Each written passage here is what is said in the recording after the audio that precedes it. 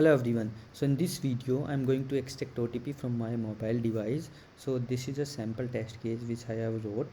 So this is my APK file which is there inside the app file, and the app name is this Android message.apk. So I'm going to extract OTP from there. Let me first show you my APK.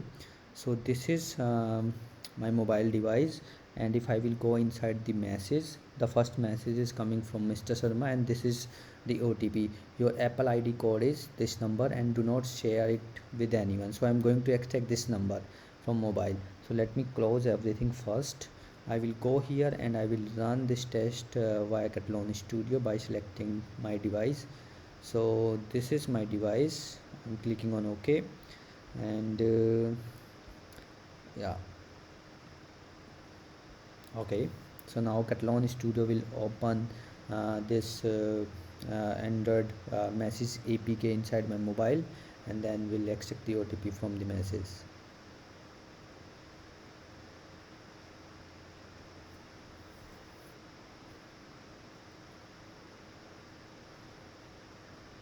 Okay, so it's launched the application, and finally it will click on this first message. Clicked, and now it's extracting the OTP.